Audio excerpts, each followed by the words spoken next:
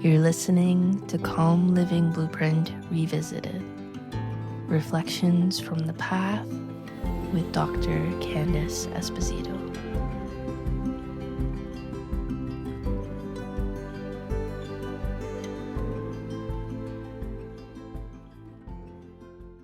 Negative thoughts only become problematic when we get caught up in them, when we give them all our attention, when we believe them as the gospel truth, when we allow them to control us.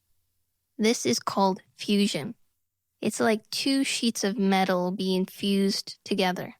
There's no separation between the sheets of metal. It's just like there's no separation between ourselves and our thoughts. When we fuse with our thoughts, they have a huge influence over us.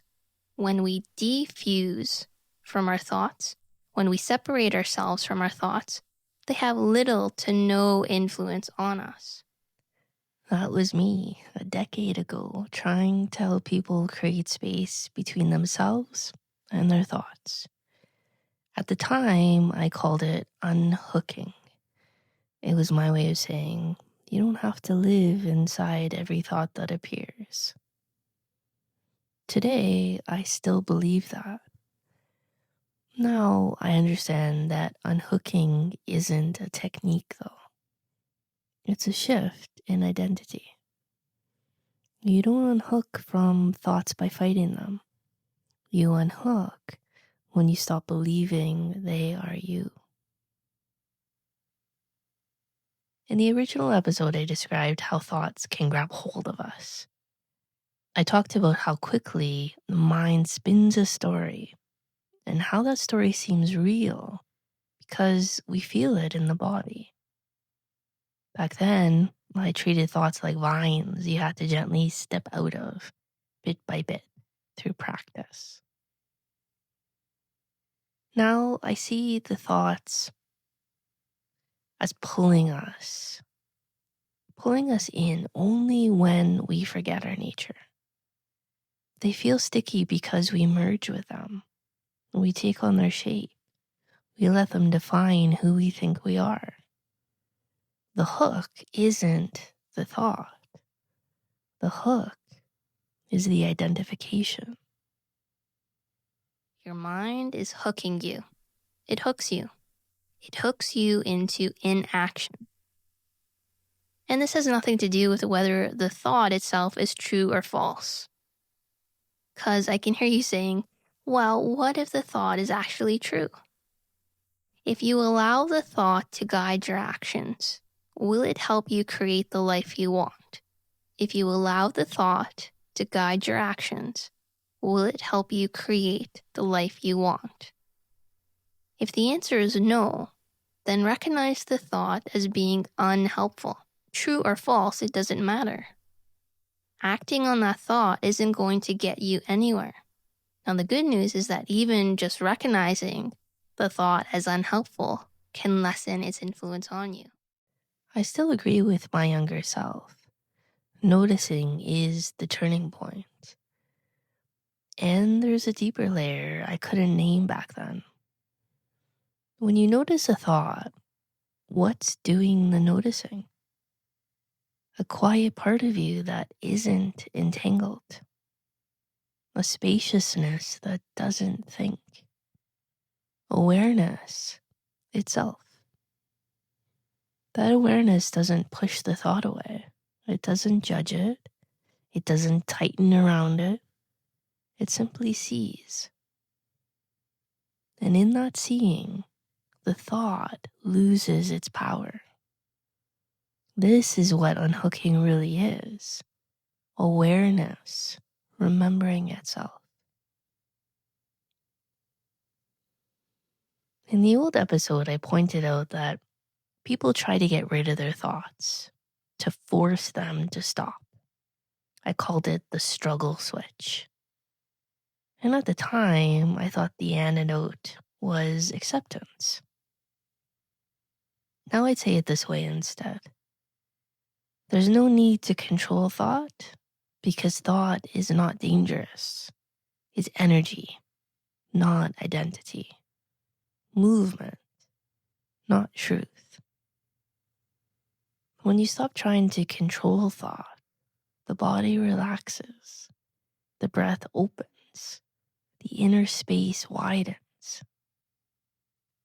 And from that openness, thought naturally quiets, not because you forced it, because you stop feeding it resistance. Back then, I used examples about social anxiety.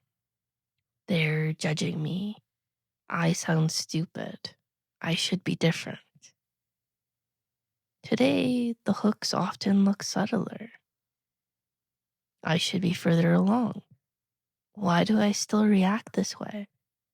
I thought I healed this already. These thoughts hook us because they attack our sense of worth.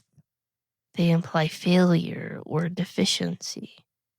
They collapse us back into ego-level striving. But awareness doesn't buy into any of that. It simply sees the thought for what it is, a ripple passing through consciousness. And when you rest as awareness, the thought loses its ability to contract you. Let's pause for a moment. Settle your breath. Let your shoulders soften. Bring to mind a thought you've been hooked by recently. Maybe something persistent or sharp. Don't analyze it. Don't push it away. Don't even soothe it. Just see it.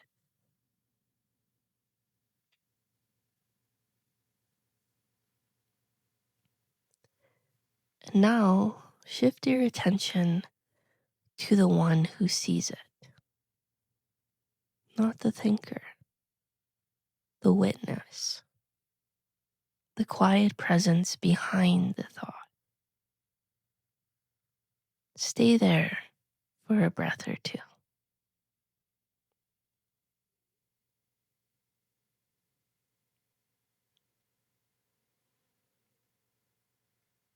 Let the thought float inside that space, like a small leaf on a wide, calm lake.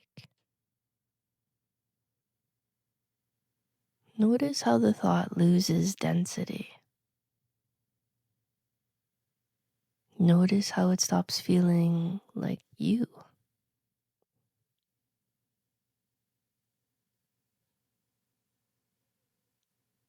That is unhooking. Not a struggle, a remembering.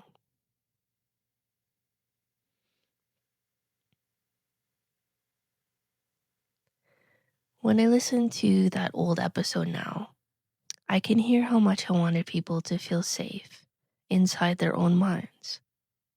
And I still want that. But I understand something deeper now. Your safety doesn't come from taming your thoughts. It comes from knowing that the thoughts have never been you. The moment you shift into awareness, even for a single breath, the hook dissolves. Unhooking isn't something you do. It's something you are. It's the natural state of consciousness when it's not pretending to be the mind.